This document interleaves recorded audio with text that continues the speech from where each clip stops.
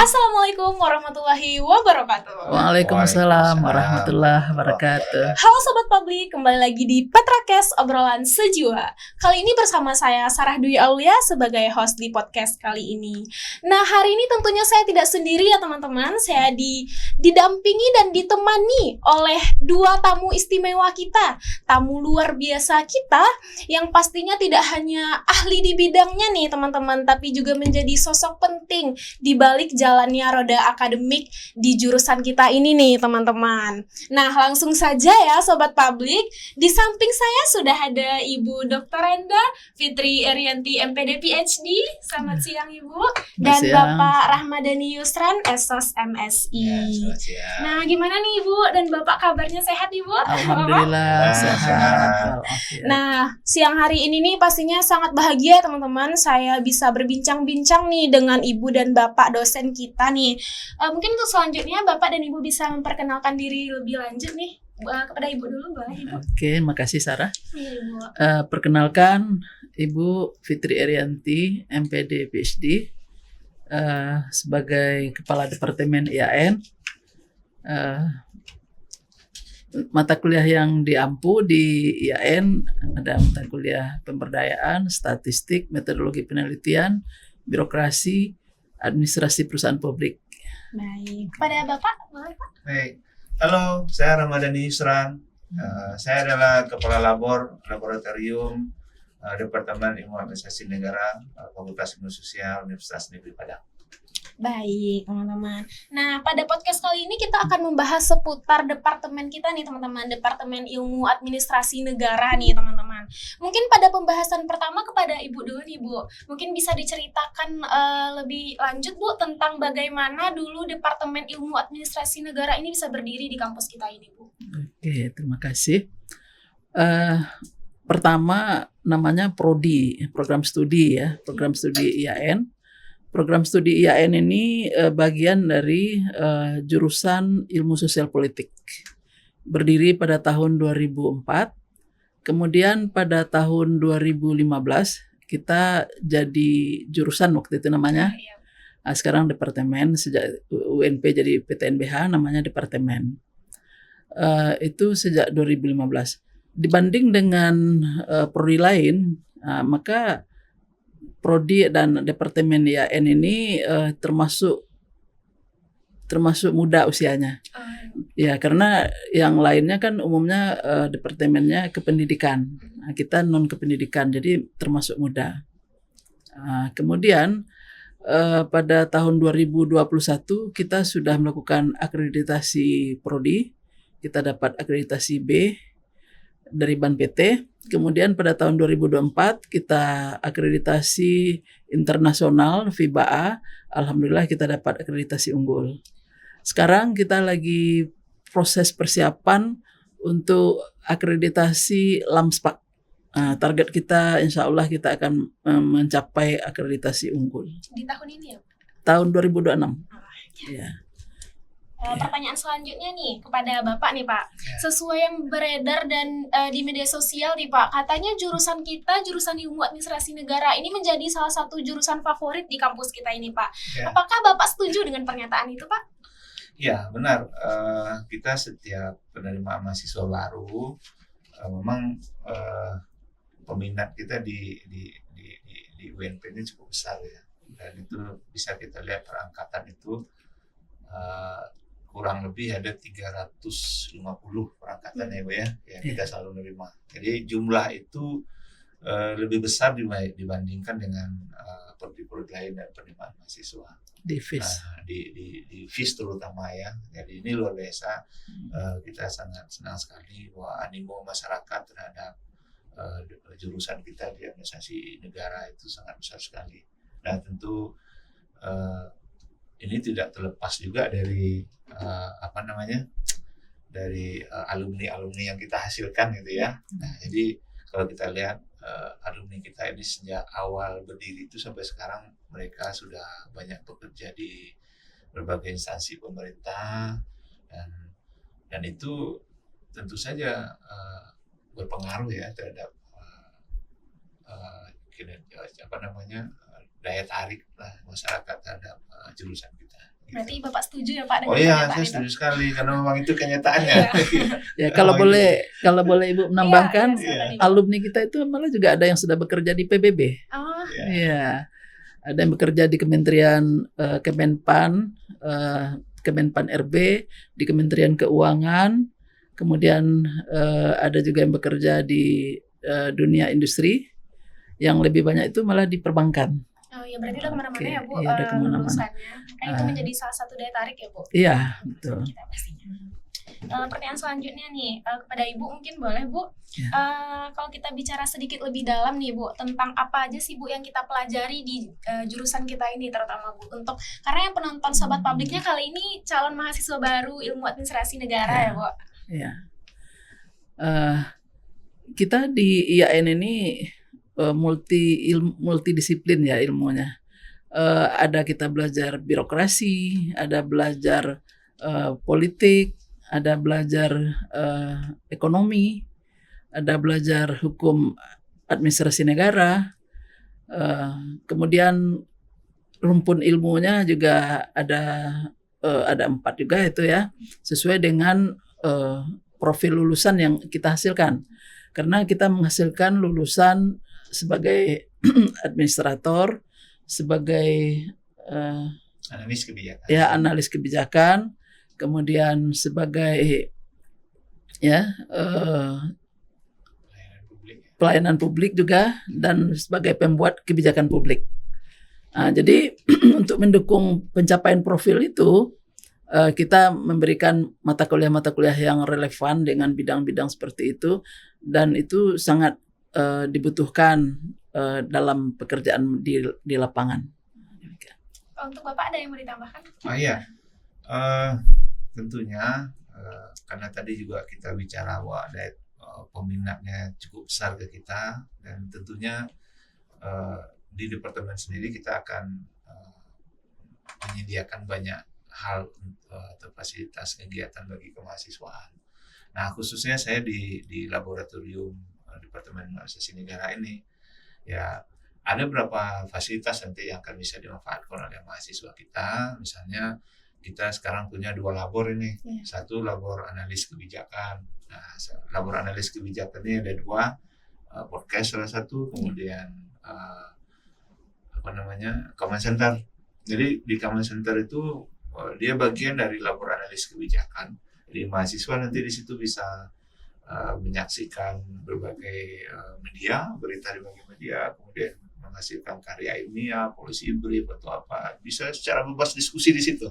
Nah, Berarti fasilitas sudah mendukung oh banget iya, ya Pak? fasilitas sudah ada, ya. Tinggal ya makanya nanti mahasiswa terutama yang mau masuk, nah ini banyak kesempatan di sini untuk bisa berlatih ya. Nah ini di labor analis kebijakan. Yang satu lagi kita punya labor governance namanya. Di labor governance itu ada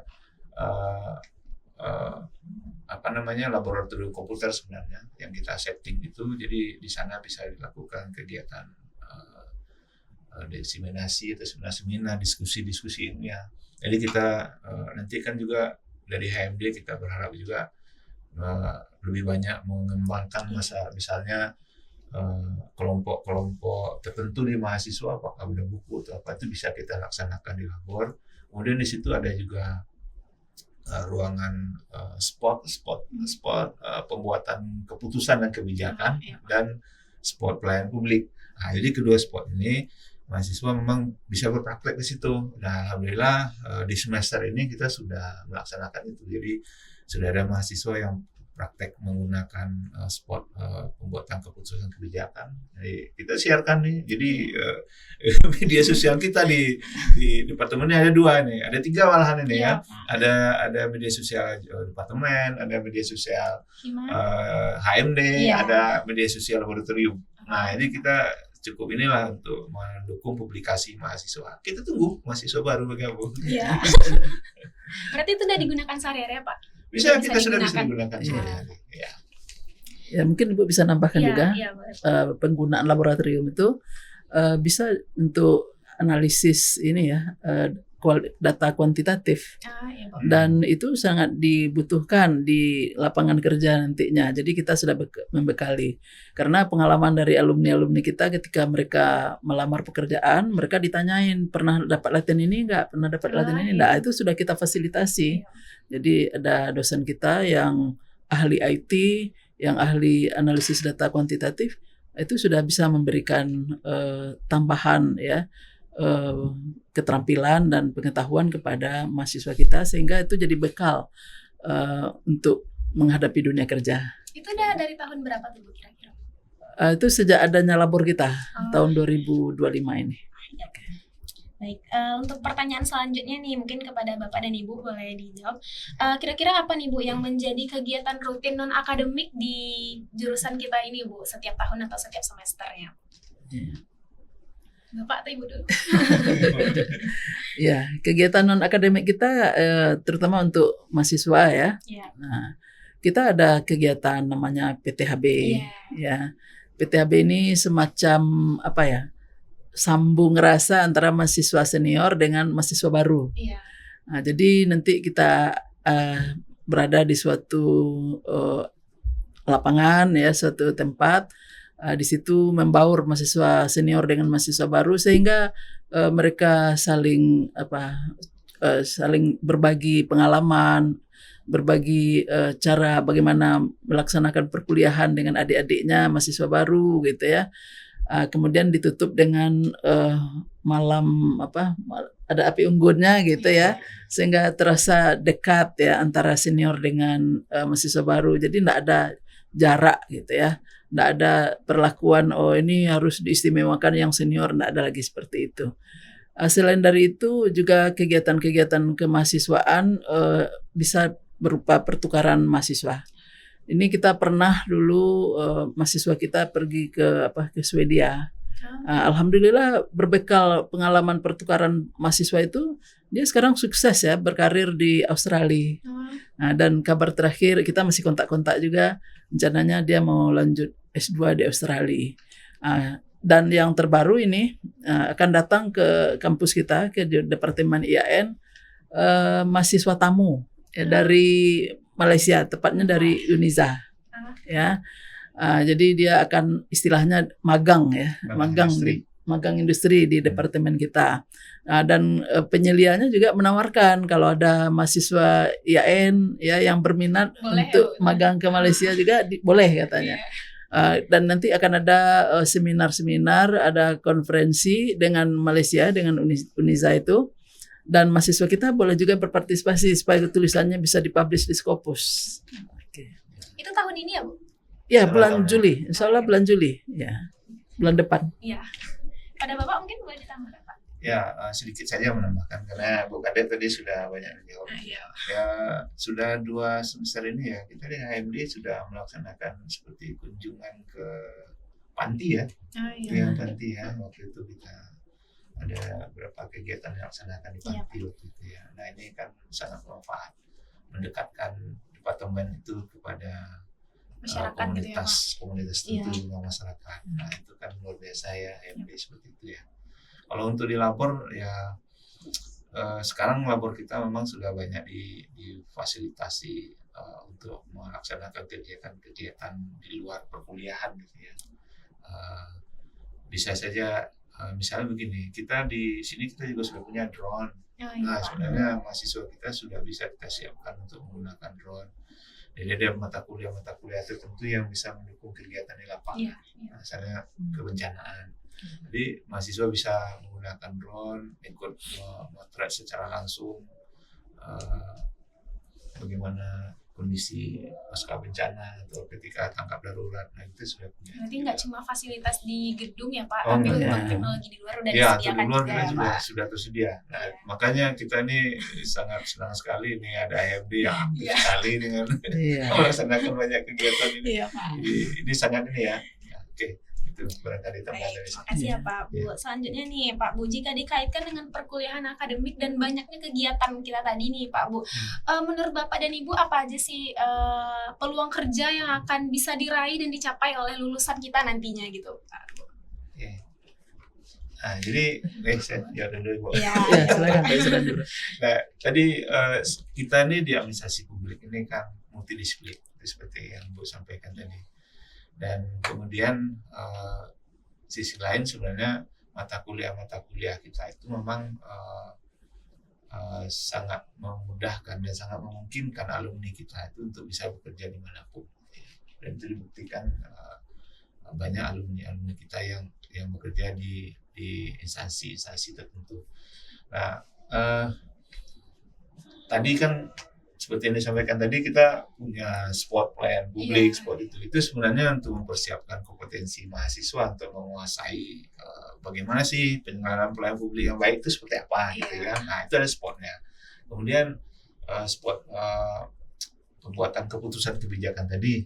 Nah, itu kan melatih mahasiswa juga untuk menguasai teknik-teknik dalam pengambilan keputusan yang diberikan kasus-kasus tertentu. Nah, di mata kuliah tertentu kita sebenarnya juga sudah, misalnya di kebijakan publik, itu kan sebenarnya sangat memungkinkan bagi mahasiswa untuk menguasai sebagai seorang analis kebijakan. Dan ini memang di waktu kita melakukan lokakarya kurikulum kemarin itu, kita mengundang alumni. Nah, itu ya. Jadi alumni ini menyatakan bahwa sudah tepat kita melaksanakan ada mata kuliah kebijakan di jurusan kita, Pak, karena saya mengalami, nah gitu ya. Dia cerita, di lapangan dipakai gitu ya, Pak. Ya. Saya mengalami, Pak, setelah berapa lama kita di instansi pemerintahan ini, itu analis kebijakan itu sangat kurang, katanya. Ini sangat tepat kita ada mata kuliah ini di jurusan kita, dan itu perlu dikembangkan dalam bentuk aktivitas yang lain yang menunjang, gitu ya. Jadi kebetulan alumni kita ini pernah di Kominfo kalau tidak salah itu ya, beliau aktif di sana sudah berapa tahun itu, dan sekarang mungkin sudah kepala bidang atau analis apa gitu ya. Tapi posisi sudah pas di situ sudah bagus, dan memang katanya tidak ada lagi jurusan lain tentang itu, memang di administrasi publik inilah, di kita inilah. Jadi itu kan luar biasa ya, sambut kesan dari alumni kita seperti itu.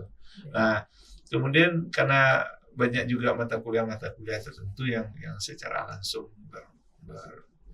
berdampak ke dunia kerja itu, bisa juga didukung melalui kegiatan magang ini. Nah, kita di magang itu kan sekarang kan magang di bawah koordinator labor ini, ya. Jadi magang itu sejak kita di angkatan pertama dulu ya. Kita angkatan pertama itu tahun 2004 ya. Jadi magang pertama sekitar tahun 2007 ya, 2007. Nah, itu sudah magang di berbagai bank ya. Berarti nggak cuma di pemerintahan, nggak cuma pemerintahan, ada di bank juga. Dan alhamdulillah setelah itu memang kesan dari mitra kita ini sangat bagus gitu, dengan program magang seperti itu, dan mereka banyak yang bekerja di situ. Berbagai bank lah ya, dari daerah sampai pusat Jakarta juga sudah ada ya, Pak? Sudah ada, jadi sampai sekarang mereka masih ada di situ gitu. Nah, akhir-akhir ini kita berusaha untuk meningkatkan kompetensi mahasiswa untuk magang. Jadi mitra kita ini kita minta memberikan masukan kita, kemudian mengembangkan waktu pembekalan itu.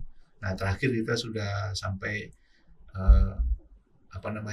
memberikan kompetensi ke mahasiswa untuk melaksanakan magang inovasi kemarin ya, magang inovasi, kemudian mini project ya, bentuk inovasi dalam pelayanan, kemudian policy brief. Nah, itu langsung kita pakai AS kemarin dengan Universitas Jember, kita datangkan materinya, dan itu luar biasa, mahasiswa sudah mampu membuat policy brief sekarang. Nah, itu luar biasa ya, mahasiswa administrasi negara ini. Kesan dari mitra kita juga bagus ya, Pak? Ya, bagus sekali, mereka senang ya, mereka dengan senang hati, karena memang dampaknya itu luar biasa. Jadi dari mata kuliah, dari magang yang kita laksanakan ya tadi, itu sangat berdampak kepada dunia kerja.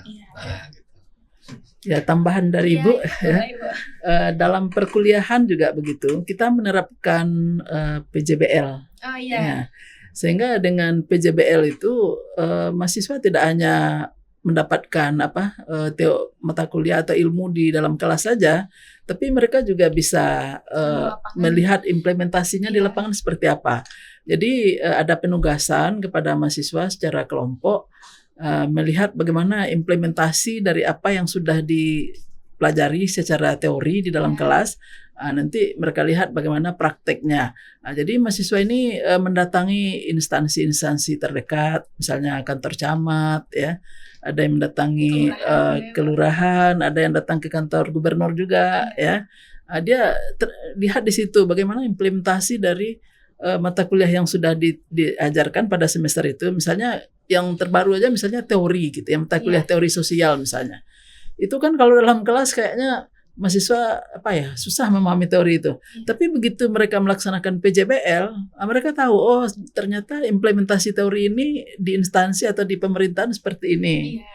Sehingga mereka tertarik, dan kita pun melihat respon mahasiswa, ya artinya di luar ekspektasi kita juga sebagai dosen, ya. Artinya ternyata mahasiswa begitu diberi kesempatan untuk melihat implementasi di lapangan, lebih kreatif, malah lebih kreatif, bisa mendatangi instansi-instansi, dan cocok sekali mereka memilih topik yang dipilih dengan instansi yang didatangi. Gitu ya, Baik nih Pak Bu, untuk pertanyaan selanjutnya nih, tadi kita udah bahas pembelajaran akademik, kegiatan-kegiatan yang kita lakukan di jurusan kita. Tentunya untuk mahasiswa nih Pak Bu, dengan banyaknya kegiatan tersebut, bagaimana tips dan trik untuk menghadapi dan membagi waktu gitu Bu? Takut terlena dengan organisasi atau terlalu fokus pada pembelajaran di kelas gitu? Mungkin boleh Pak Bu? Bapak dulu. Itu sebenarnya ya, kita selalu di awal-awal perkuliahan itu, di setiap awal semester itu para dosen memberikan motivasi kepada mahasiswa, diingatkan kepada mahasiswa apa tujuan pertama atau tujuan utama mereka kuliah ke Padang itu apa.